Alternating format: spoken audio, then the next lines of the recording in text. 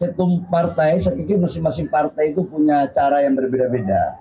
Nah bahkan kalau di Partai Golkar itu bukan 2 periode, setiap munas ada ketua umumnya baru gitu.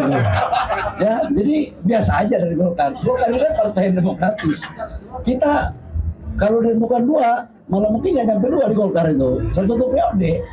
Kan satu kan. Kalau 2 itu nasib. Tapi kalau ada prestasi mungkin bisa lebih dari itu juga, wallahu alam. Jadi bagi kami Golkar, ya demokrasi di Golkar itu bukan demokrasi yang ala-ala seperti yang lain ya. Hari ini saya bersama Pamel Kila Kalena, Wakil Ketua Umum ADW Partai Golkar, sekaligus Ketua Panitia, Ibu Sari, Bendara Umum, dan teman-teman dari Partai Golkar merayakan Paskah. Dari Partai Golkar melakukan Paskah. Inilah sebagai bentuk rasa syukur Partai Golkar dan menghargai dan merayakan hari-hari besar keagamaan, khususnya saudara-saudara saya beragama Kristen dalam merayakan Paskah. Saya pikir itu.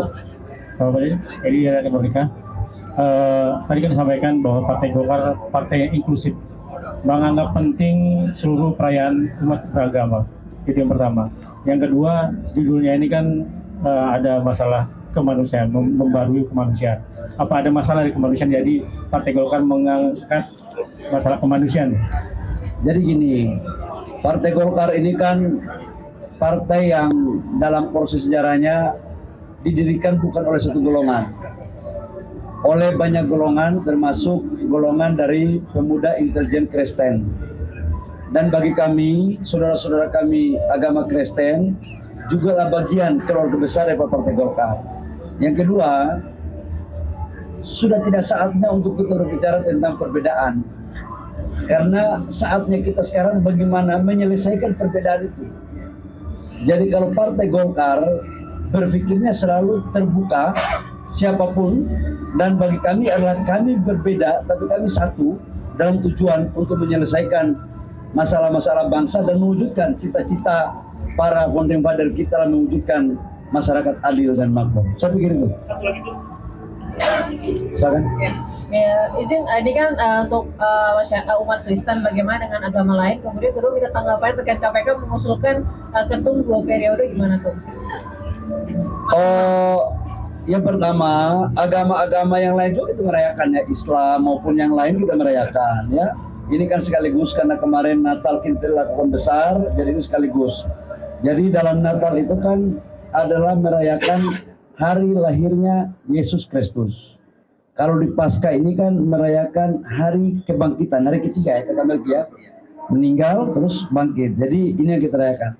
Yang kedua menyangkut dengan ketum partai, saya pikir masing-masing partai itu punya cara yang berbeda-beda. Nah bahkan kalau di Partai Golkar itu bukan 2 periode, setiap munas ada ketua umumnya baru gitu. Ya, jadi biasa aja dari Golkar. Golkar ini kan partai yang demokratis. Kita kalau ditemukan 2, malah mungkin nggak nyampe 2 di Golkar itu. Satu periode. Kan satu kan. Kalau 2 itu nasib. Tapi kalau ada prestasi mungkin bisa lebih dari itu juga, wallahu alam. Jadi bagi kami Golkar, ya demokrasi di Golkar itu bukan demokrasi yang ala-ala seperti yang lain ya. Kami terbuka, ya Mbak ya. Tapi perlu diatur di undang-undang atau? Saya pikir begini ya, itu masing-masing punya mekanisme, punya anggaran dasar. Anggaran dasar itu dibuat oleh masing-masing partai di Munas atau di Kongres.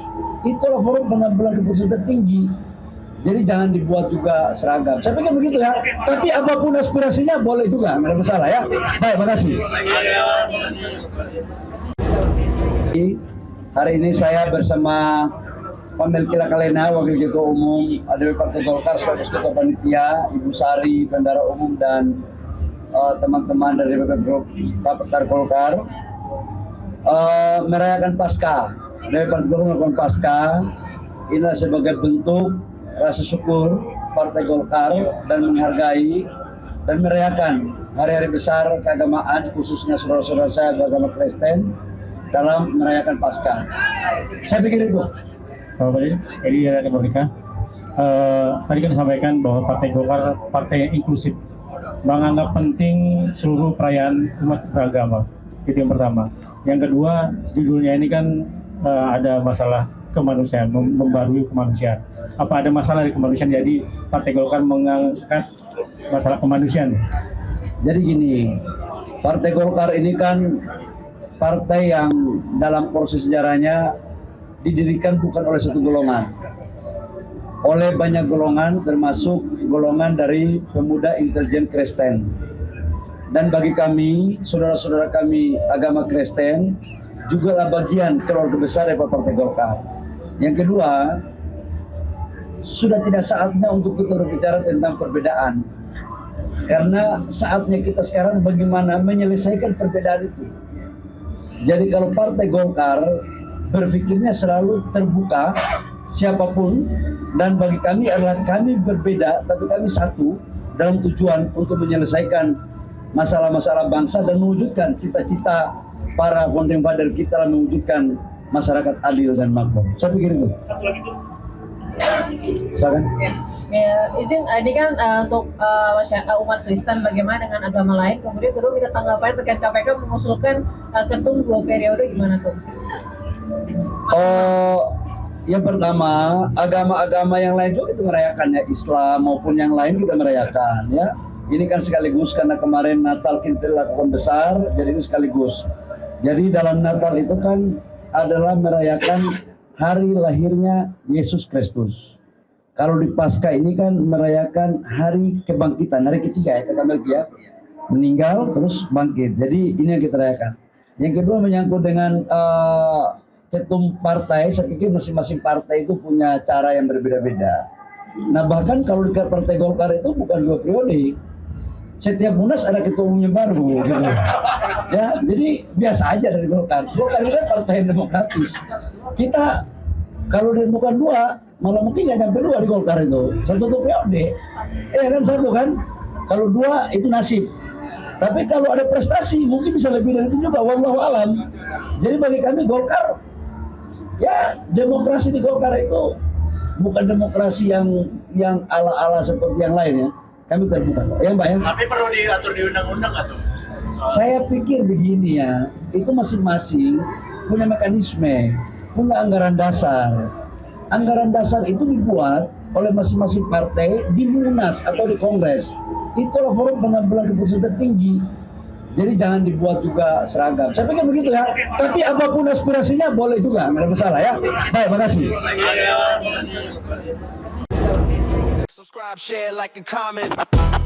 Subscribe, share, like, and comment. Subscribe, share, like, and comment. Subscribe, share, like, and comment. Subscribe, share, like, and comment.